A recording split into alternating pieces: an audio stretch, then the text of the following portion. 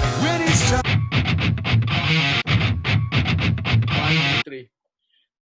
Hi everyone, welcome to another episode of my podcast. I have a special friend today joining this podcast. I have Imee. Hi Imee.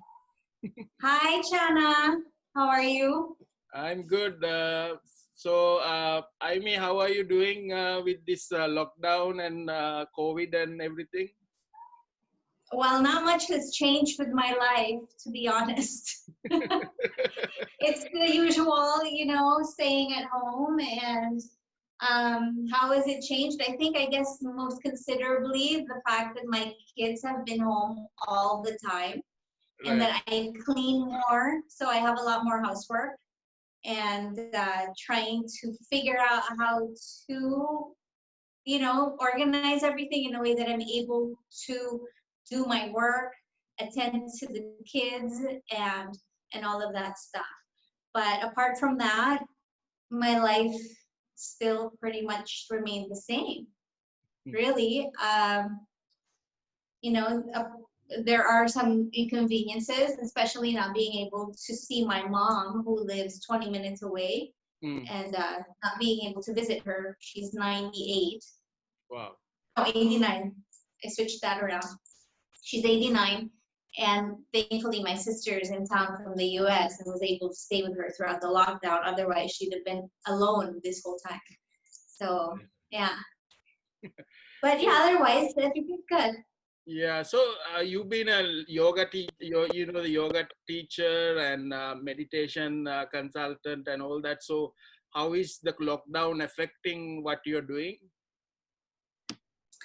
Oh, it's affected a lot. My work has been pretty much, it increased as far as workload is concerned, because now there's more need for this kind of practice.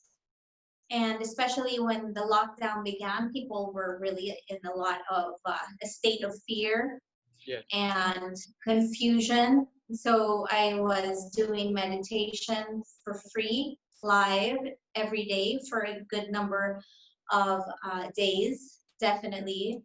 And but livelihood-wise, as far as like being able to go out and really making money, it's been affected quite significantly. So yeah, but it's okay. All good.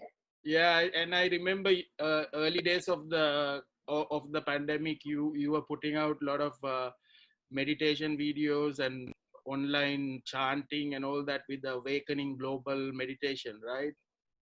I was, until Facebook banned me from doing my live stuff. Yeah. But I think you put a lot of positive energy out there, because I think we are seeing sort of these things are easing up a little bit, right? We are getting a little bit. Yeah. I want to get going again. I'm finally able to do more live stuff again. So, let's see. I just have to figure out how to do it better. And yeah, technology is something I'm really starting to get, I'm being forced to learn it a little bit more. Right. I'm pretty old fashioned. I'm 46 years old, but my taste in music had always been super like old style, Yeah. So. Yeah. So before we talk about music, so I think first time we met was probably, I think it's 2014. I think I messaged the meditation group, Philippine Insight Meditation Society.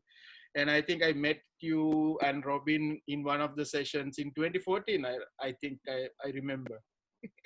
Yeah, I remember when you arrived and came and joined us. Yeah. So it's Philippine Insight Meditation Community. We met in Makati. Was that still in Still Point, right? Yes, Still Point. So yeah. For me, I was born in Sri Lanka, so I was familiar with Buddhism and doing meditation and stuff, but I never practice it. Once I came to the Philippines, that's where I started looking for it. and then I joined, so many different groups, and I went with them, but I never had that, satisfaction that this was the right way to do it. Then that's how I found the Philippine Insight, and I really liked it. And whenever I get a chance, I go to your session. So how did that happen? The Philippine Insight Society, how did that started? Well, there were a few individuals that were really, let's say, very passionate about meditation and also Buddhist teachings. Right. At that time, it was in 2011 when we co-founded, there were three of us that co-founded Philippine Insight Meditation. And it was Carol Cano. It is Carol Cano, who's now back in San Francisco. She's an American, and she's a student of Jack Kornfield. And there's Robin Velasco, and those two had been having conversations pretty frequently about Buddhism, because once Robin found out that Carol was being mentored by Spirit Rock, and she was taking a community dharma leadership program, Robin was so intrigued, and so he would meet her regularly. I met both Robin and Carol separately in Palawan. Right. And it was at that time I was still very obsessed with the Goenka meditation, going to Vipassana meditation with the Goenka group. And when I met Carol, she was talking about Spirit Rock and Jack Kornfield, and I was like, who's that? And then I just didn't want to hear about anything else. I was super just Goenka, I thought that was the only thing. And then eventually what happened was that, there were some complications. The organization told me I couldn't come and meditate with them or do retreats. And so what happened was Carol and Robin decided they wanted to do a book study group. They called me and asked me if I can get people together, and that's exactly what I did. And Philippine Insight Meditation Community started as a book study group with about 10 of us, and then we kept going from there. And we really, with the aspiration to provide something that was going to be very gentle. And so we're a Theravada Buddhist community and really focused on meditation, and with a very compassionate way, in the sense that we're not dogmatic in any way. We do welcome all kinds of Buddhist thoughts, but we're very focused on Theravada teachings. Yeah, I think that's what really attracted me, what you said. It's quite gentle and it's quite compassionate, right? So it's not like you have to follow a certain tradition, so that's what I really like about the Philippine Insight. Thank you. We love having you. Yeah. You're like our, one of the pillars of Philippine Insight.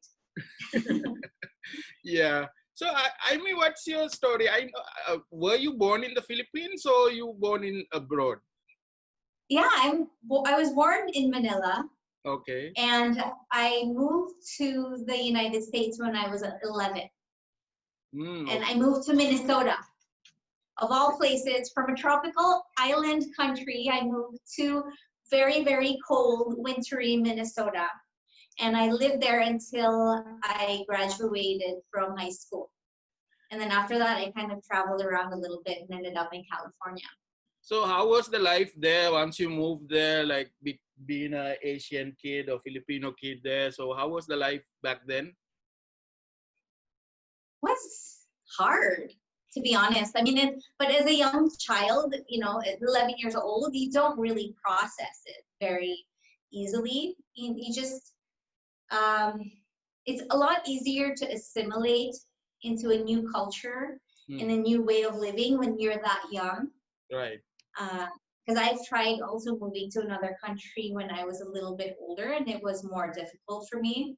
But at that age, it's easier to assimilate, but at the same time, you're unable to really process challenges that come up for you with regard to, I was the only Asian kid. Like, there were a couple of other Asian kids, but they were born there, and they were adopted into Caucasian families. So I was literally off the boat, the only Asian kid.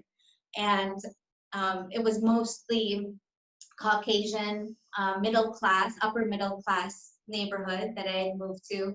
Right. And so, you know, one of the questions I remember being in sixth grade, and one of the questions that I was asked by one of my classmates is, "Oh, you're from the Philippines? Do you have TV there?" He said, "Yeah, we have TV." And he said, "Oh, I thought you all lived in trees." And I was like, "Oh, no," you know, but you don't really understand the connotation, but you kind of feel like, oh, I don't really belong here, you know, like I don't belong. But Right. at the same time, you get by, and it's okay, you know. I mean, I think those kind of things make you stronger anyway. Yeah. So, Ivy, what's your earliest memories of like music? What did you listen when you were younger? And I had always loved music. My family would tell me that I would not shut up. I learned to sing before I could talk, if right, that's even possible, but that's what they said. And by the time that I was able to talk and really understand music, I was singing nonstop, they said. And I remember being a kid, and you know, like when I started having my little baby crushes, I'd get into like sentimental Filipino music, just as like a normal Filipino would. right, And then I remember also really loving the Beatles back then because my sister's husband would always listen to them. right.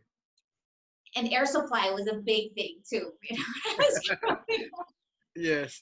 But I moved to the US, and I remember the first concert I'd gone to when I was in sixth grade was a free concert by the Everly Brothers in Right, the parking lot of this mall. And so that was my first concert. The second one was Whitesnake. right. And then after that, no, yeah, then Paul Simon. And then I started to see the Grateful Dead when I was 15 years old. And then everything changed. From then on, you know, my life completely just shifted. So the Grateful Dead you discovered by watching that concert, or you knew about Grateful Dead before that? Well, it was around the time that In the Dark, the album came out, Hmm. and they had a MTV music video. Have you ever seen that video?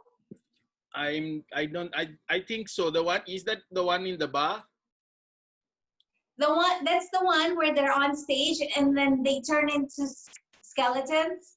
Ah, yes, yes. I've seen Yeah, that. so I think that's the only like proper music video for MTV that they had done, but that's when they started to get super popular among the younger generation of that time.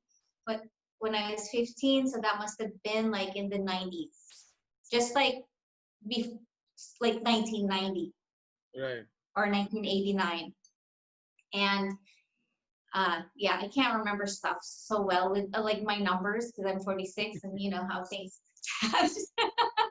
but so yeah, I had gotten into the music because of that music video, and I got the album.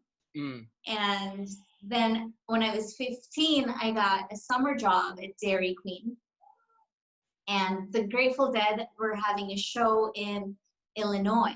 So I was living in Minnesota, and then they had a show in Tinley Park, Illinois. So a bunch of my coworkers from Dairy Queen and I decided to go, get into a car, go on a road trip, drive for about 8 hours, go there without tickets. Mm. And so we all just packed up in the car and drove over there and took our chances. And it was mind blowing. I mean, like I'd never seen anything like that before. Lines and lines of cars to begin with, just going to the stadium itself, because there's thousands and thousands of people that go to these shows. Right. And a lot of them are traveling across the country and just going on tour with them. I had no idea what to expect. I mean, all I knew was MTV. and studio recording of one of their albums. That's all I knew. And arriving there and seeing all these hippies, tie-dyes everywhere. It's like a sea of tie-dyes all around, and music, and you could smell different things in the air, like incense and grass and sage, and everyone's like with a great smile on their face and telling you that you're beautiful. And I was just absolutely shocked. Like, there's this, you know? And so we went without tickets, and this place was packed. You know, there was no way we were gonna get into the show, not at all. So this is a really interesting story, because finally we see a guy that was selling tickets just while we're, so I don't know how much you know about going to Dead shows, right? So if you don't have tickets, what you do is what we call it, we need a miracle, okay? A miracle. So you stick your finger up in the air like this, and you go up and down the street, and people know exactly what that means when you hold your finger up like this. There's people that with a sign that says, I need a miracle, right? And this is named after one of their songs. And so if, you know, very often when people have an extra ticket, that's what they'll do. They'll just give you a ticket. That's why it's called a miracle. You don't have to pay for it. Right. So, so me, like, I didn't even know what that meant. I don't know if I even learned to put my finger up in the air during my first show. But we did see a guy selling tickets. And so we ended up buying these tickets. And then, I mean, I don't know how much I should divulge, but at that time, I took something kind of psychedelic. And so we get the tickets, and there we are. We're so excited when we're lining up, and there were so many people, like too many people, in fact, that just as the show was starting and we were going inside the gate and we're holding the tickets, I see my fingers had ink all over them. Right. And then I'm freaking out, like, oh my God, these are fake, because already you could hear buzzing around with the people, the crowd waiting to enter the gates, that there were counterfeit tickets. And so then I look at my fingers, and there was ink all over my fingers. And then at that point, people started freaking out, because you could hear already that the Grateful Dead had started playing the show. Right. So people were still outside, because these guys were really looking at the tickets to make sure that people don't get in with the counterfeits. So people got really impatient. They started pushing and shoving. Right. So there I was, this little 15-year-old Asian girl that had never been to a show like this before, getting moved around, squished around, and it was getting pretty scary at that time. And then finally, the people that were at the gates decided that it just wasn't worth it. You know, that it was getting pretty dangerous already at that point. So it wasn't worth it. They just started letting people in. And I was able to get in with my counterfeit ticket. I was like, woo! And so this was an outdoor show at Tinley Park, and this was Brent Midland. Are you familiar with Brent Midland? No. Because the Grateful Dead had gone through a few different keyboardists. Right. Pigpen was the original keyboardist. And then there's Brent Midland. I'll show you a picture. I don't know if you can see him. He's this guy right there. So he was still alive at that time, but it was his final show, unfortunately.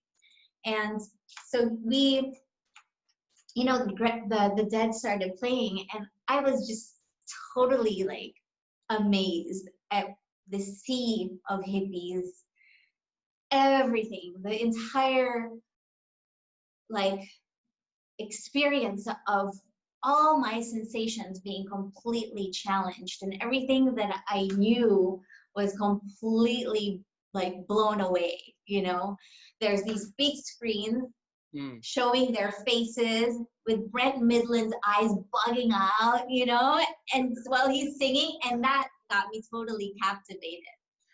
But at the same time, I just was so shocked at the people around me. I would watch the people behind, like I would not be facing the stage. My back would be toward the stage. And I'm just like, whoa, look at all the people here. And so that was my first show. And I was hooked. I was hooked with how it just felt so loving, you know, the people around there. And it's just so much fun. And it was hours and hours of nonstop dancing. Although it took me quite a while. It wasn't until my third, not my third show literally, but like, because I went to Chicago and I went to 2 shows there. Or not Chicago, it's Tinley Park, Illinois. 2 shows there, and then went back home to Minnesota. And then after a couple of months, I learned how to drive a stick shift, because the only car we could borrow to go to New York from Minnesota with, to go to Madison Square Garden, was a stick shift. So I learned to drive that car, go on a road trip to New York, and we went to Madison Square Gardens and saw a couple of shows there. And that's when I was still 15, I think. And then by the time I was 16, we drove out to Colorado, to Denver. Wow. And it wasn't until I was in Colorado that I started to dance. I mean, like, because 16 years old, you know, I mean, like, you're surrounded by thousands and thousands of people. I was still pretty self-conscious. I didn't know how to move the way they were moving, you know, and so yeah, I think it was then in Colorado, my third state, where I saw the Grateful Dead, where I learned to kind of move my body around a little bit. And yeah, so that was, and then from then on, it was just nonstop going to shows, one after the other.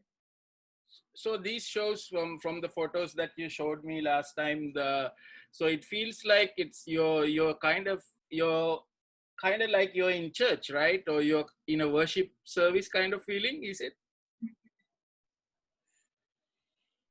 I don't know about that. I mean, yeah.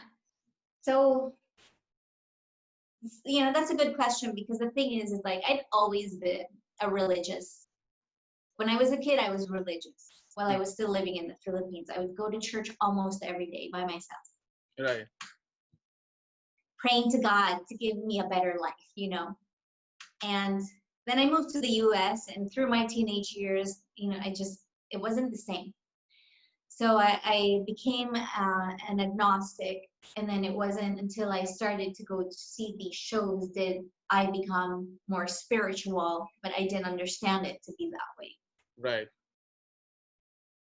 I wouldn't say that it's like, you know, I would always describe it that, you know, you end up being with the same kind of people, you know, you surround yourself with peers who are kind of like your kindred spirits per se. They're all very sweet and kind, and they want peace, and they eat well, you know. And that's the first time that I had been exposed to vegetarianism and all of these good, you know, healthy food.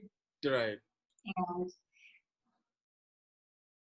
so spirituality was there, but the way that I remember feeling whenever the Dead would play is that it felt like they would bounce a ball to the crowd, not literally, but through the music that they were playing. There's like this big green bubble that they would toss into the crowd, and then the crowd would toss it back with all, it's like this love bubble, you know.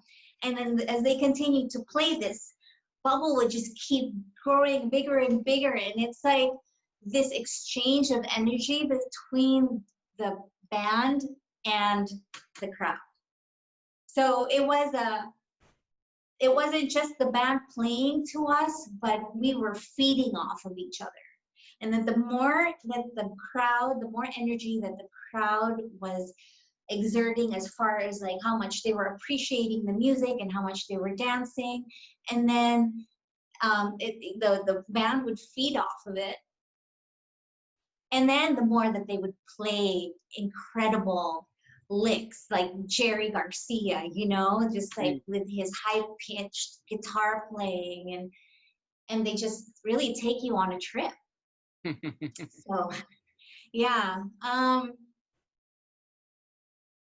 it's like a family. It was like a family as well, because it got to a point where I think I was 18 years old, and I went to Tempe, Arizona for a couple of the Dead shows, and I met my dearest friends, and then one of them I actually ended up marrying, was my first husband. And he and I and a bunch of other really good friends would go to the shows together, and we would go on tour, and we got these guys, you know, once I became a part of their little group, I got to experience the kind of organized mess that we could create as Deadheads in a way where these guys knew exactly how to do it, where we would get in line to go inside the gate, because there's people who just wait till the last minute, but then there's people who wait all day and reserve a spot in line so that they can get into the show early. But there were enough of us that we would switch. Yeah. And the parking lot is full of people who are selling stuff, clothes, jewelry, incense, beer, what have you. It's there. Burritos, veggie burritos, and one of my favorite vendors, you would always hear him once you come out of the show, and he's always there, shouting out his mom's recipe of it's oatmeal, raisin, chocolate, but peanut butter, bananas, cookies, and they were so good. They're like the best things to have after a show. So this whole situation in the parking lot, we call that Shakedown Street. Shakedown Street. And that's a song also by the Grateful Dead, Shakedown Street. So we go, you know, we'll go hang out in the Shakedown. Usually we have our, you know, car or our van. We had a Volkswagen van parked there. We'd have our dogs with us.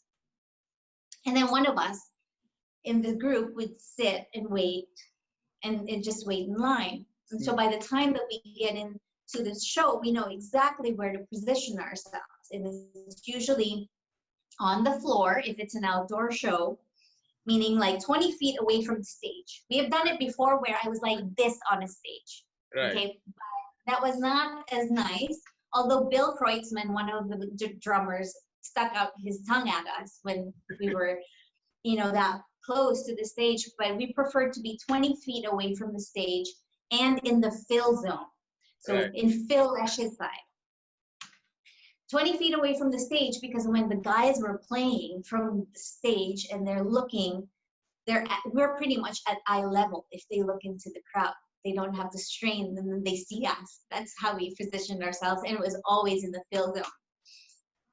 So, you know, we got to know how to do that well, and because we had a tendency to stay in those particular areas, the people also that we were surrounded by they preferred to be in those spaces too, and so we'd see the same people a lot. So it was a family, you know. You get to know people better, and then you'll just see sometimes, like in the Silver Bowl Arena in Las Vegas, we saw Woody Harrelson, you know, and there's people like Larry Bird who come to the shows, and I think I heard that Al Gore was in the crowd one time. I just didn't see him. Probably too busy for, not that I don't know, I wasn't probably a big fan anyway, but yeah.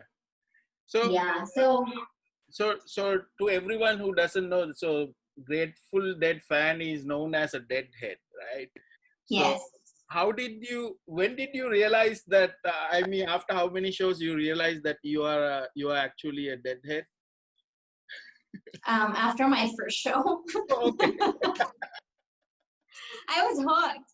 I remember going back home to Minnesota after going to Illinois, and that was it. Like that's all I wanted to do, Wow. you know. And I just couldn't wait again to go to the next one. When am I going to go again? So everything was all about that for me. And of course, I was going to school, and but the moment that I had that opportunity, which was Colorado. No, actually, yeah, I think I mixed it up a bit. It must have been Colorado, which was my second show, and that was a winter show.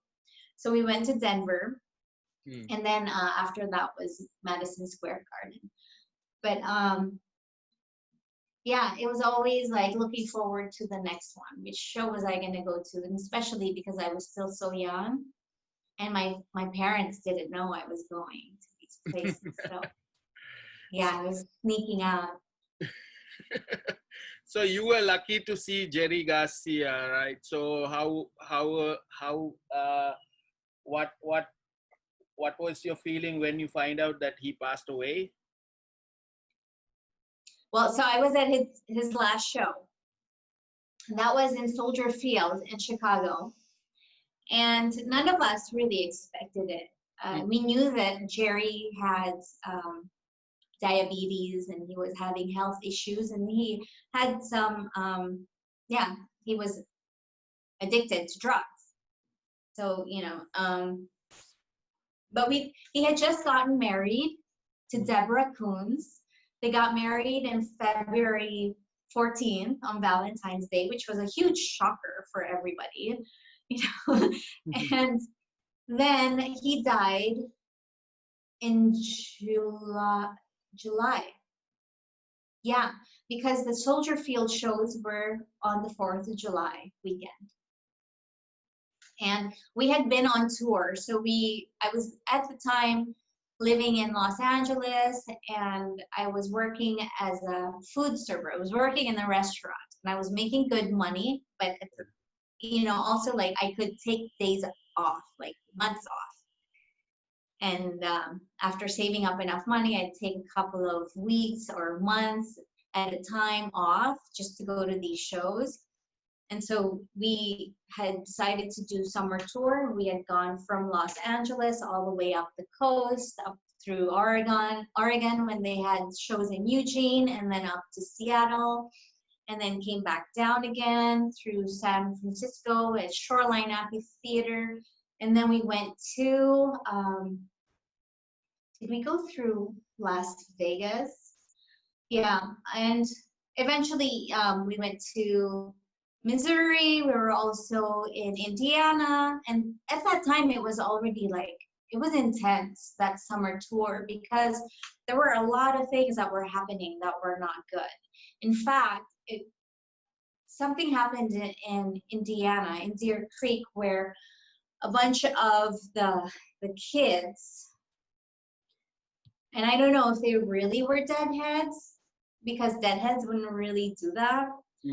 But what happened was that they stormed the gates, and then they climbed up the walls.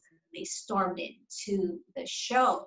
And it was right in the middle of the show. And in fact, like, you could see the band kind of just watching all of these kids coming, you know, and climbing up and scaling the walls and coming into the show. And some of them apparently were throwing planks, you know. So it was not a good scene. And that was the first time in the entire history of the Grateful Dead that they canceled a show. Wow. They were so upset, and they actually wrote a letter to all the Deadheads, and they passed it out to the parking lots. And they said how disappointed they were, and that that's not something that they would ever expect the Deadhead how to behave and all of that. In fact, I still have that letter. I was looking, because I have all my stuff still in Calamba, and I have this huge photo album full of my like tickets and pictures, and it includes also that letter to the dead. And so they canceled the show, and after that was Missouri. The shows in Missouri were definitely like the, you know, more calm, more relaxed. And at this time, we were all like a bunch of deadheads were camping out in this place. And it was a farm. And then this farm had a barn, and there were 2 levels. The barn was 2 levels, and that's where some of the deadheads decided to go and have their drum circle. And you could hear, you know, we didn't go inside, but you could hear that it was really a raging drum circle. They're having such a beautiful time, and of course people dance when they do that. And unfortunately, the second floor gave in, and a bunch of people fell to the first floor, and it was a big accident. And so it was just like one thing after the other, it seemed like at that time. And then right after Missouri was Chicago. And that was the last show. This was the 4th of July weekend. And I remember it was like, oh, I started finally selling stuff in Shakedown Street. I started making quesadillas and selling. And I remember being the last in that part of the parking lot to be selling anything. And I had lines and lines of people, mostly people from the Midwest who had never heard of a quesadilla before, you know, because it's Mexican food. Right. And people would be like, what's a quesadilla? I'm like, try it. And then they would eat it and they'd love it and come back and order some more. And so, yeah, those shows were amazing.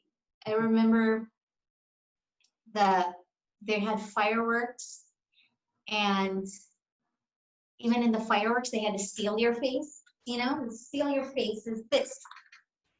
And they had fireworks up in the air that was steal your face. And it was just like really so beautiful, the way it just left us all feeling so happy. And right. Especially after the past 2 states, you know, that had gone kind of a little haywire. So yeah, that was the 4th of July. And not long after that, I think it must have been like, I don't remember the exact date when Jerry died. It must have been July 27th or around that time. And his birthday is August 1st. You know? So yeah, of course I know that. I celebrate it every year. And yeah, so it was a big shock to everyone. It was, and my partner at that time had fallen into a very, very deep depression, actually. And we had decided we were going to move at that time. We were living in LA, but we were going to move to San Diego. And we had such plans, you know, and we thought that our life was going to still be that way, where we're just going to go on tour and enjoy and work and then go back again and just be with the music and the scene. And then Jerry was gone all of a sudden, and he went into a pretty bad depression for a few weeks. And then finally, when he came out of it, we decided that we would move to the Bay Area, because if anything was going to happen with the rest of the band members, it was going to be there, and that's where we needed to be.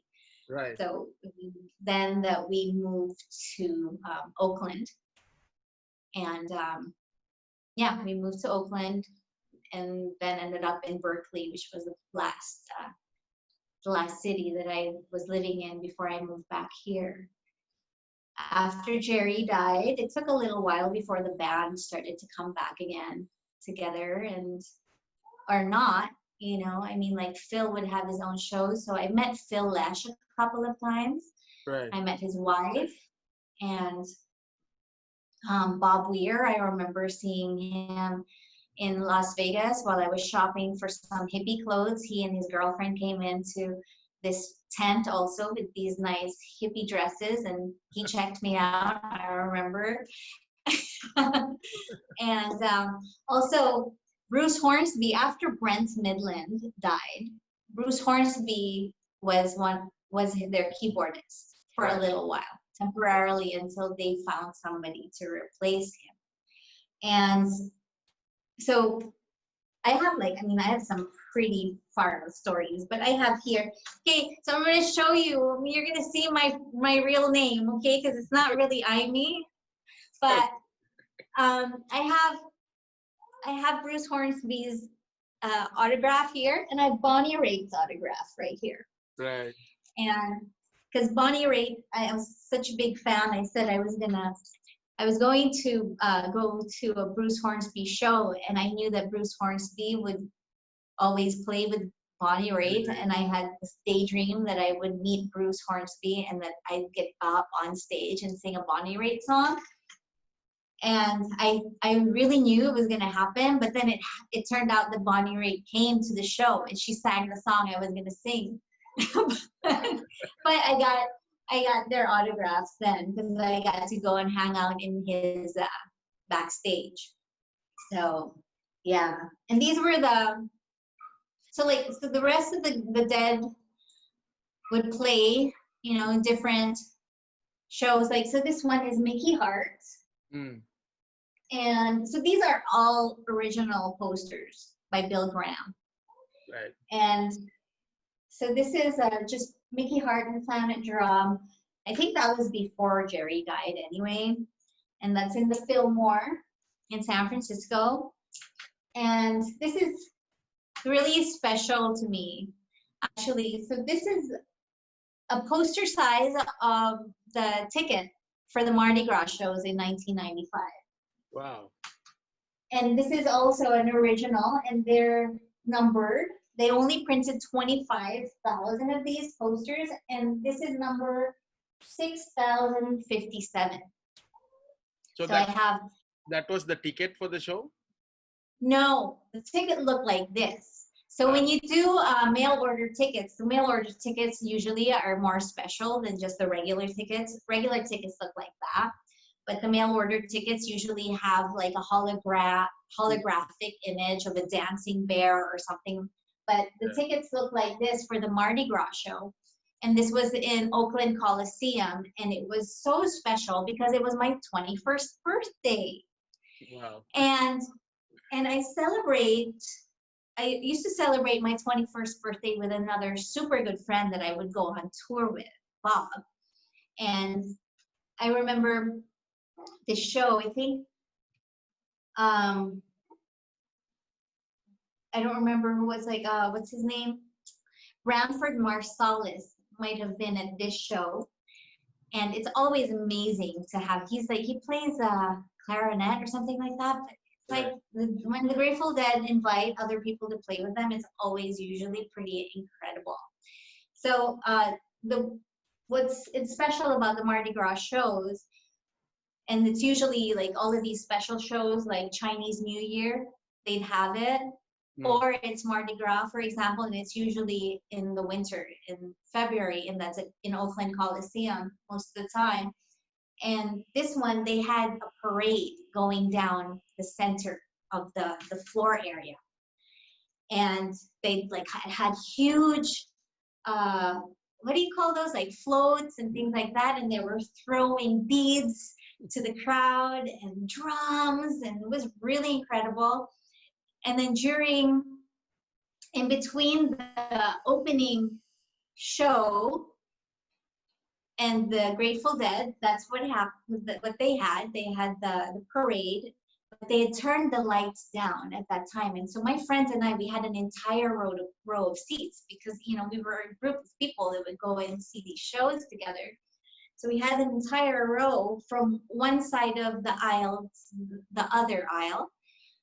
And when they turned the lights down in between sets, that's when my friends on both sides of the aisles came down with a cake with the candles lit, and one for each of us.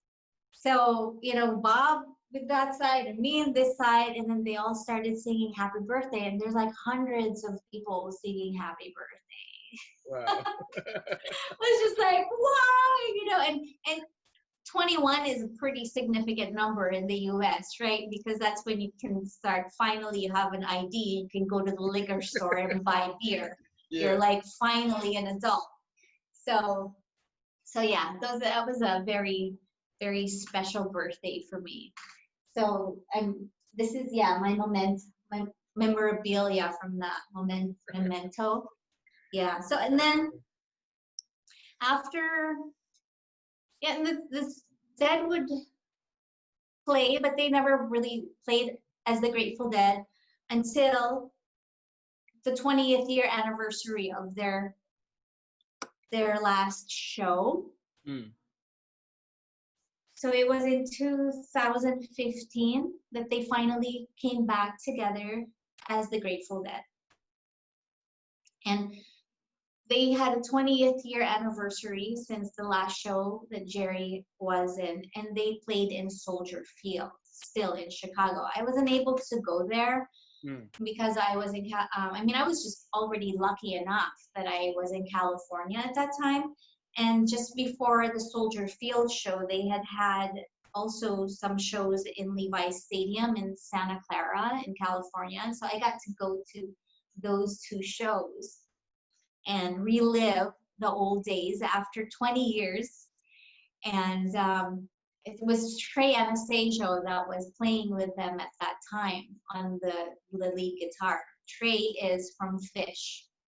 Fish, yeah. And yeah, so that I also got this at that show.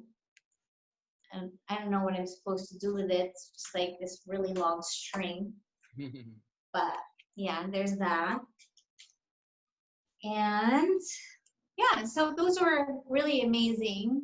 I also got to see Dead and Company. I think it must have been in 2017. Right. So that's with John Mayer. And that was in LA. But you know, it's just not, it's funny. It's funny after having had seen so many shows with Jerry, and I really saw a lot. Right. I lost count how many shows I'd seen of the Grateful Dead, and in between these shows there would be Jerry Garcia band shows, you know, and then amongst so many other shows at like Eric Clapton and all of the little ones that were just kind of like filling in the gaps, you know. But after seeing so many of those shows, it was like it's still there. It's still there in my mind. So the memory is still so fresh. So when I went to see Trey play with them or John Mayer play with them, I could hear Jerry playing in my head. Right. I could hear them playing, right? So I knew those licks so well, and I knew the way how it was, the feeling of being in those shows so deeply in my body, is the memory in my body and in my mind. And then they would play these songs, and it's Jerry that I'm hearing in my mind, but I can hear John Mayer playing his guitar, and it's like totally like, oops, no, you didn't get it, no. Because like I'll be dancing as if Jerry's the one playing, and I'm like, like this, and then but it's like in reality, John Mayer is like, so it's a totally different experience, but it's also so interesting to experience that, you know, like how alive he is still for me, you know, and the memory in my mind, I can still hear the most intricate detail of his guitar playing, you know, and how much it still moves me to this day. Yeah.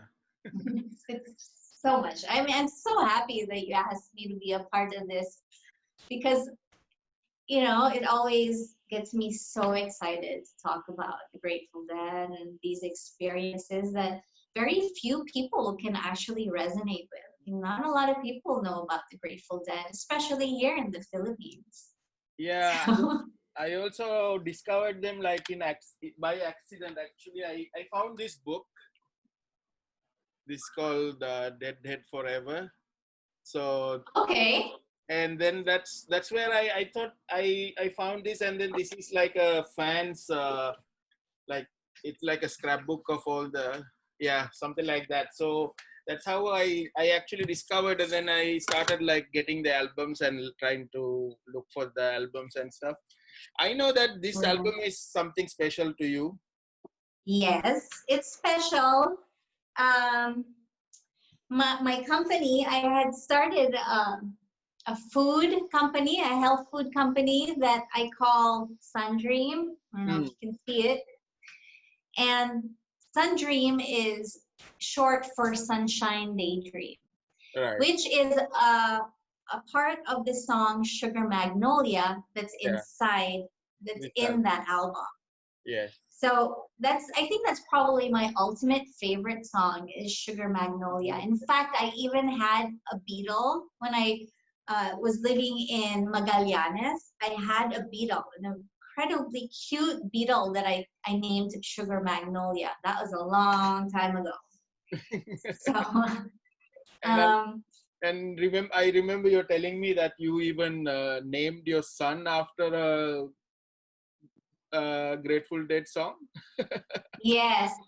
So my second son, his name is Quinn, and he's named after a song that the Grateful Dead would very frequently cover. It's Quinn the Eskimo Yeah. or the Mighty Quinn. So yeah, That's Quinn, from and Bob he Dylan. knows that he's That's a Bob huh? Dylan. That's a Bob Dylan song, right? Original one. Yes, yeah. And then Manfred Mann played it also. Hmm. Yeah. So yeah, I'm a pretty big Deadhead, and I used to definitely dress differently from what you know of me now.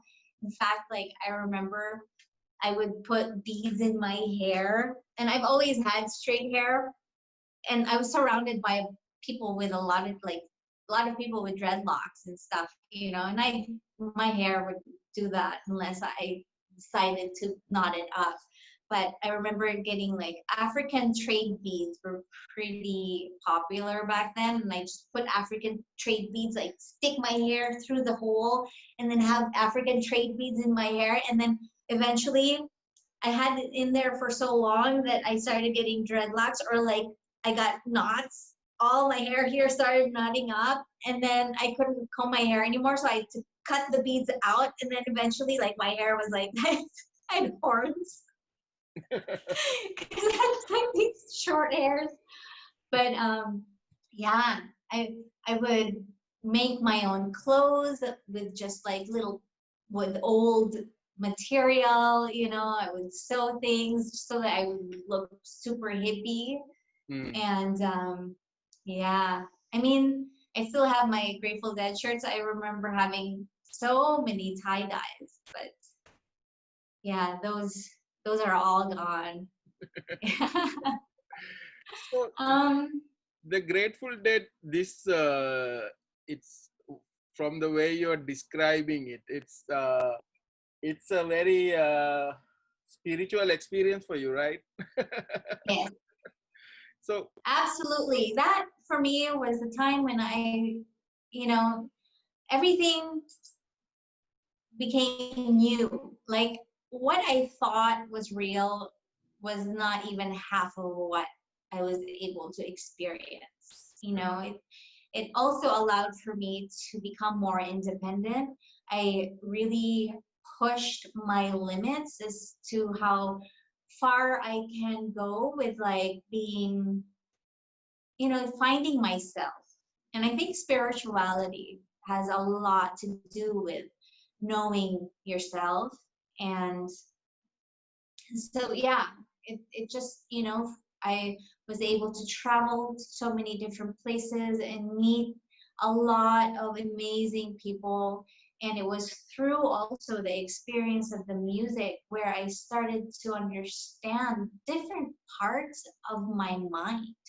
You know, even like because their lyrics are so trippy, some of them don't even make any sense, you know.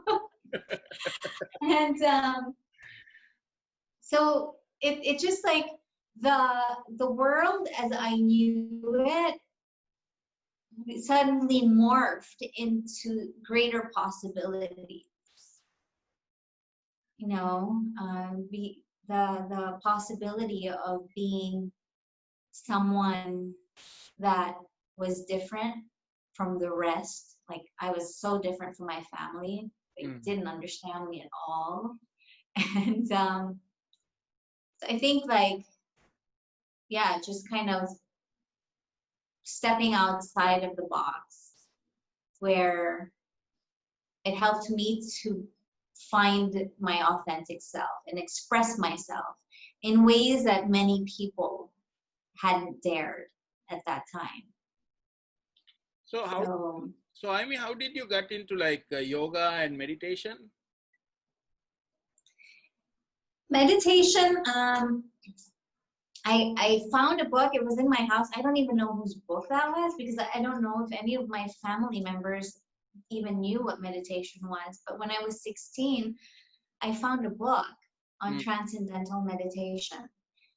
And at 16, I didn't like to read at all. All I wanted to do was party. Right. But for some reason, I picked up the book and I went through it, and then I started to experiment a little bit with some of the meditation practices that were being recommended in the book. So I had done that. And then at the same time, also being just a pretty rebellious teenager at that time, and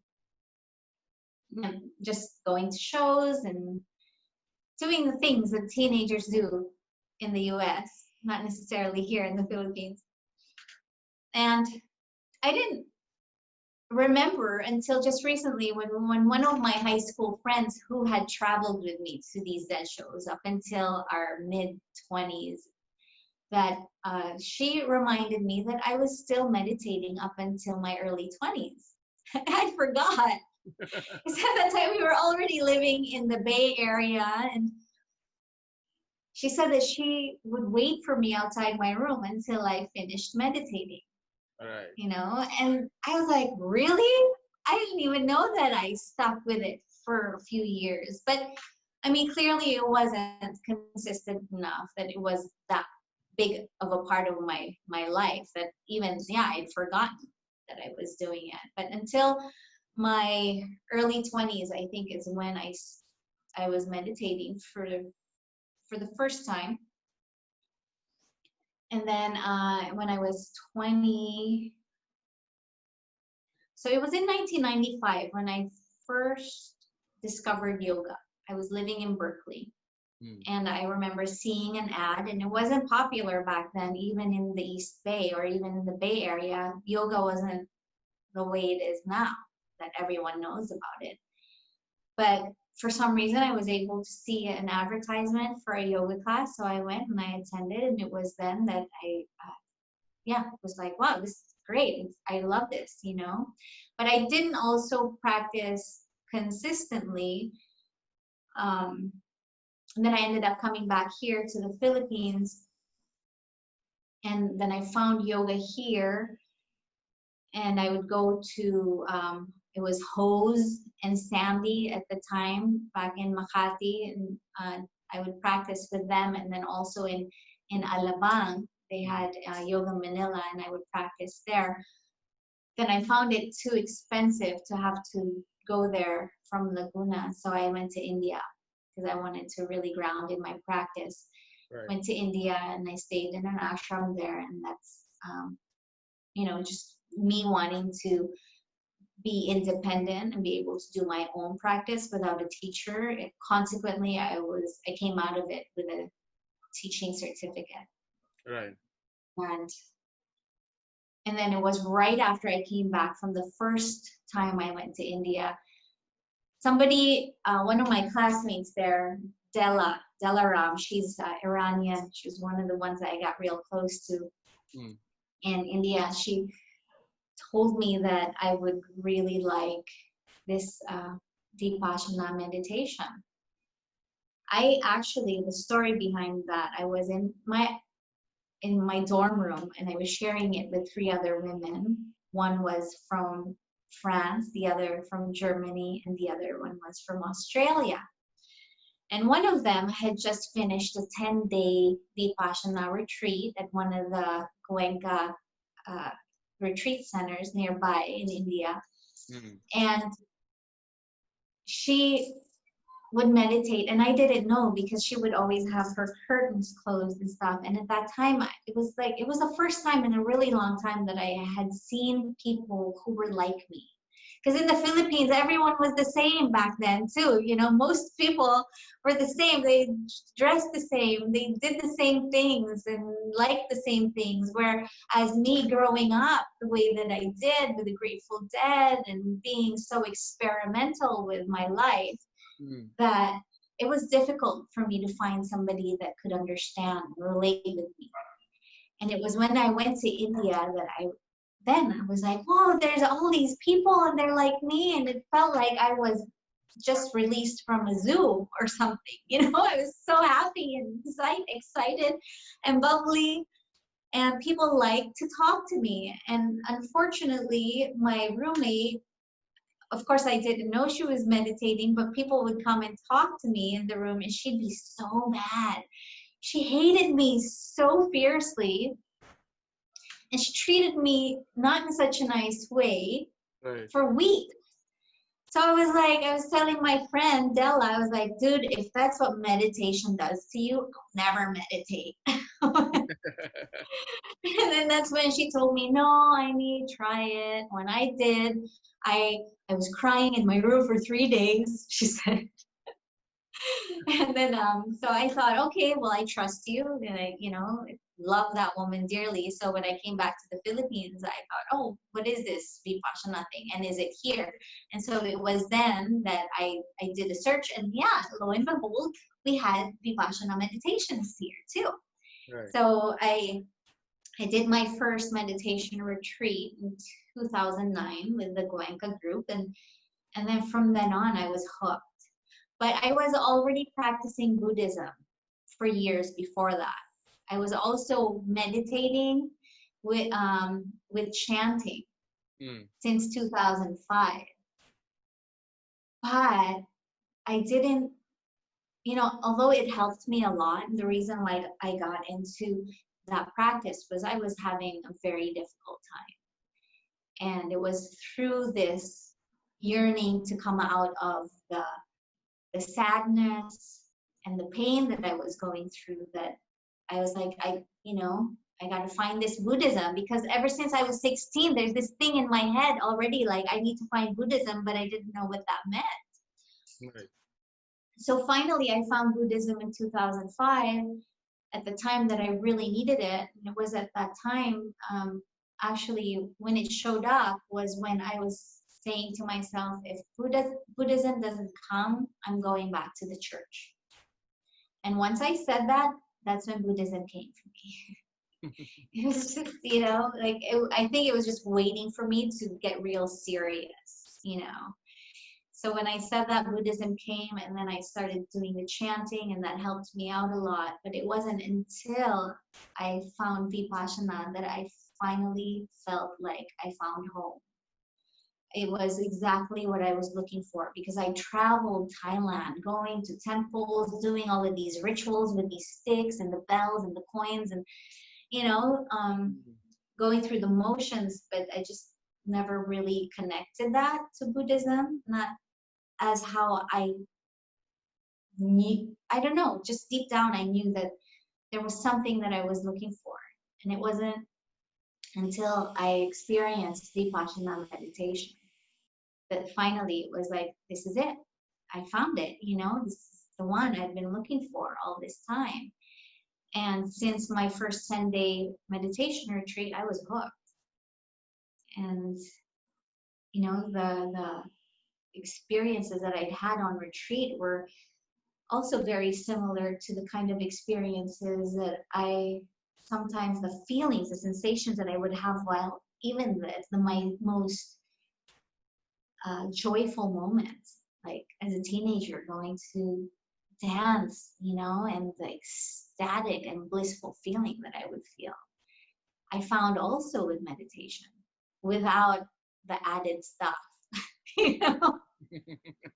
Just being with my breath was enough to get me to these places that just, were pretty mind-blowing on its own. So yeah, I got into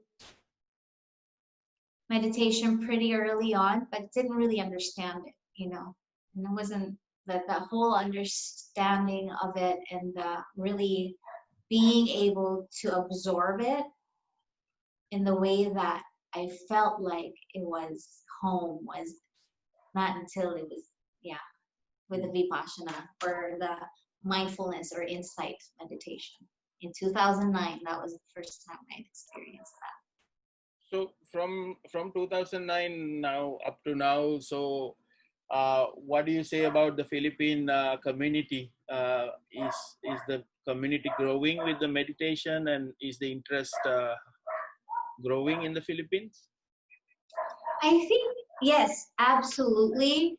It has been steadily growing, although it's been pretty challenging at the same time, because a lot of people are a bit weary of to be forced to change their belief systems, maybe their religion, if they participate in something that's Buddhist. But it's, I think that it would be really important for people to know that you don't have to change your religion at all. In fact, this kind of meditation helps to strengthen your resolve. It helps to strengthen your trust, and and maybe even bring you closer to God, if that's what you believe. So, and I think more and more nowadays as well, I think the interest has grown exponentially when the mindfulness or the secular mindfulness had gone mainstream. So, and with the secular mindfulness, there's no Buddhism that's really attached to that. Although, I mean, it's still the same kind of teachings, a little bit less and not as detailed, and maybe some important things had been left out, if you were to compare it to the richness and the fullness of Buddhist teaching. But it's an entryway. It's like when you first practice yoga, you have different intentions. You go into yoga because maybe you want to lose weight. Yes. Or you're having some chronic pains that you want to get rid of, and you just want to get to this place where you feel like you feel good in your body, perhaps, or maybe even like because you like the yoga clothes and you want to have a nice yoga mat. Those are some of the reasons why people get into it, right? But if you dedicate a good amount of time and you're open, you'll notice that little by little you're able to see some changes in your life that, are, as a result of the practice, as a result of the dedication that you have to this practice, regardless of how you started, there's a growth that comes along with it. There's a way that you really change. You change as a person. You change some of your habits. You eat better and you become nicer. And these are some side effects. And the way that I was taught yoga in my ashram is that, losing weight and lowering your blood pressure and, becoming more flexible and becoming a nicer person and then building community and all of these things are definitely going to happen. But those are only side effects to the practice. That's not the end goal of the practice. The end goal of the practice is for you to find that unity within yourself, maybe the congruence between your mind and your body, where you're doing the things that you say that you will and think in accordance with the way that you show up in the world, that you are in line as a person of integrity. And not only that, with yoga, it's the union. It's the union with the divine that's so much bigger than this person, this human being, this body that's here. And it's a preparation for meditation. Ultimately, these yoga poses that prepare you to be able to sit in meditation so that you can meet that stillness and that peace and the quiet and that, move toward letting go of things that make us suffer and give us pain, so that we can be happier. Yes. I do yoga actually I have this thing, I do yoga like once a year. So every year I will do once. Did you say once a year? Yes, I normally do it like in the new year. After like few days from the new year, I will do. I think the last one I did was with JC. Okay, right. So it's like your New Year's resolution. Yeah, but I do just like once. I did once with Nancy, and then the next one was with JC. Aw. Yeah, well, I'm going to be offering some mindful yoga, and it's likely to be online if you want to join. And I love teaching beginners, and I teach it in a therapeutic way because I also graduated and I'm a certified yoga therapist, and that's one of the I've been to India a couple of times, and so I got certified in India also with a really credible, amazing school that build Ayurvedic hospitals all over Maharashtra Mm. province. But yeah, it's really a therapy.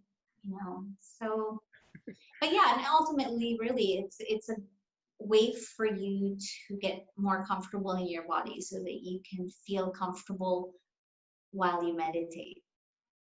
Yes, actually, I've been doing a meditation kind of regularly, and I've been experiencing. I'm able to, I don't feel like I don't really like get disappointed, or I don't get angry with the situation, what's happening. So I think it's kind of because of I'm able to understand when I feel I'm getting a thought of getting angry. Okay, so I know I understand that feeling that I'm getting angry, and I can you know let it pass. So I will not do anything harsh.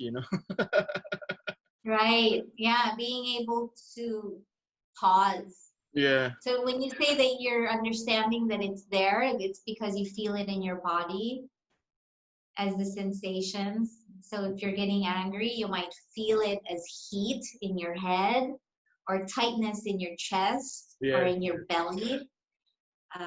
Yeah, so those are some of the telltale signs of you might actually do something that's harmful and that you might regret. So you better just stop, Hmm. zip it, and take a few breaths. Yeah, I actually call it taking a timeout. Like in the preschool, they will let people kids take a timeout in the corner, right? If they feel angry. Yeah, So I feel that okay, I might just take a timeout and then I will reply to this email. yeah, that's a good way. That's a fun way to look at it. Yeah. So So I yeah, Quinn meditates. yeah. Well, he's meditating every night. He Hmm. does 5 minutes, and so it's nice. I mean, I wish that as I was, as a kid that young, I wish I started doing my meditation practice back then. Although, I mean, of course, I'm happy that I even ran into this practice. They say that if you run into meditation, you're very, very lucky because not a lot of people get to experience this Yes, yes. for many, many lifetimes. So we're So lucky people. that's like the concept of, like, they say that we are entering the stream, right? Like that's where you start entering into the stream, right?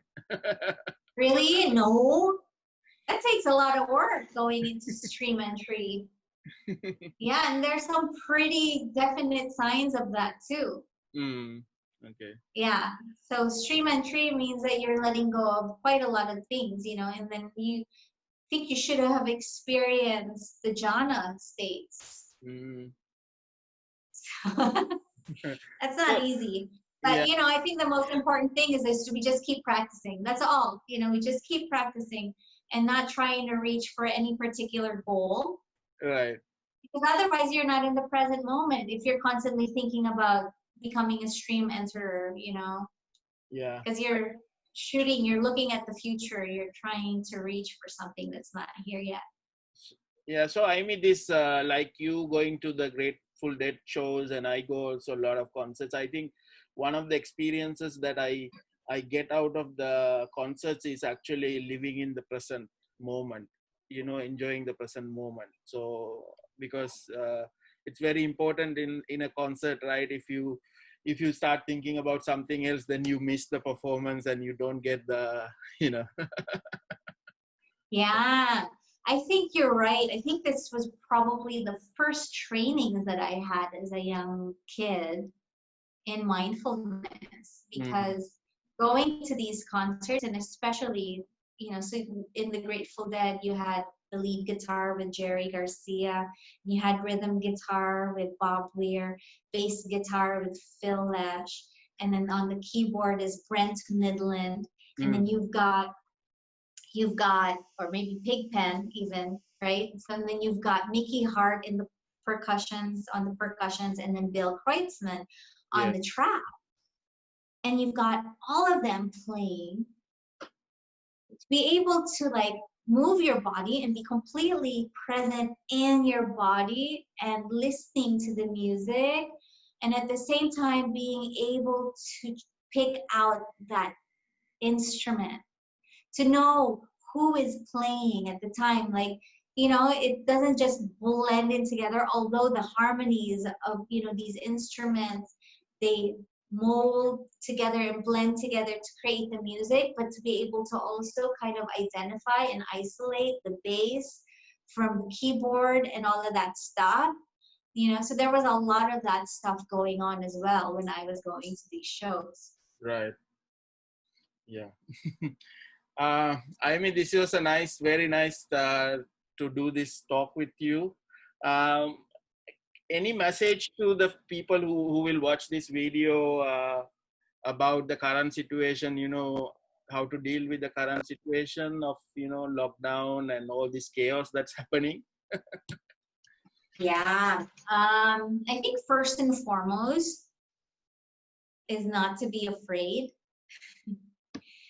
And one of the things that really throw us off, especially with our own internal experience, is the fear that we feel Mm, of the unknown. Especially right now, we don't really know what's going to happen with our lives, with the world. I mean, for me personally, about my kids, the schooling, what's that going to look like? And when fear shows up for us, it's very difficult for us to make good decisions. So that, I think, was probably the one most important advice that I could give, is to try to find a way where when fear shows up for you, allow for it to happen, let it be in your body, process it, watch it, but let it go. So, and that takes presence. It takes presence of mind, body, and heart for us to know what that feels like, this fear. And then also it takes courage for us to just let it go, because it takes courage to admit even that we're afraid. So maybe that's the first step, is to know that yes, this is a scary time for a lot of people, for most people in the world, and it's okay to be afraid, but don't let it consume you. Be mm, gentle with yourselves, practice loving kindness, and practice compassion, and do something good for others. And then just takes out the attention on us and what's going wrong with our lives, and maybe direct our attention to doing something nice for somebody else. And that always makes us feel good. right.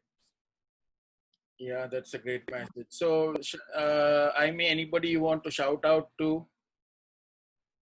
Oh my God. Okay, if the Grateful Dead see this, or the rest of the band with the Grateful Dead, I'm gonna do hashtag Mikey Hart, Bob Weir, hi, and Bruce Hornsby, all these guys, Deadheads all over the world. There's someone here in the Philippines. And shout out to who else? All of my buddies, all of my Deadhead friends ever since high school that I've gone to shows with, like Tanya and Kelly and Doug and Nick and Todd and Jeremy. Gosh, I could go on and on. There's Bob Rosen and Glenn Millstone and Rob Endelman and yeah, and all the people in the the Bay Area. Right. Haight Ashbury, yeah, hippie land. Okay. Oh my gosh, this is so fun. So I may tell everyone how they can reach you, or your social media, what you're doing and stuff quickly. So I'm on Facebook. You can find me at Imee Contreras, Facebook. And then I have an Instagram account, although I'm not really updating that. It's kind of a dead account.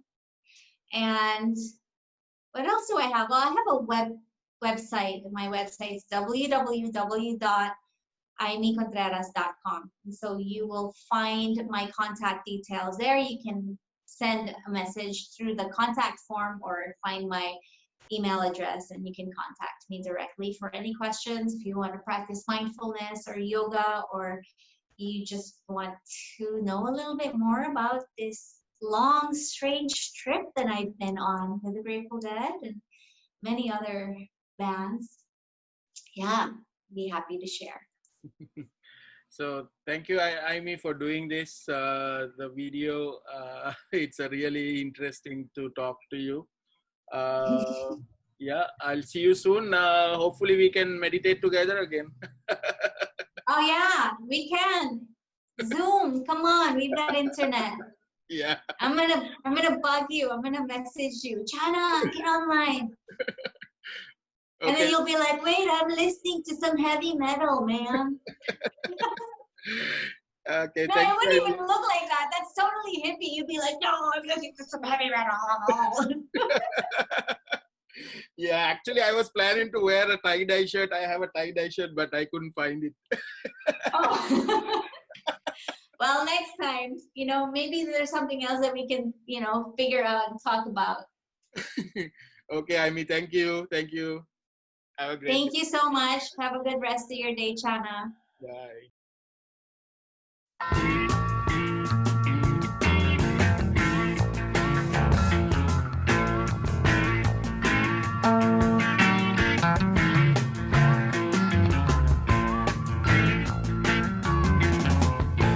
Sugar magnolia, blossoms blooming, heads all empty and I don't care.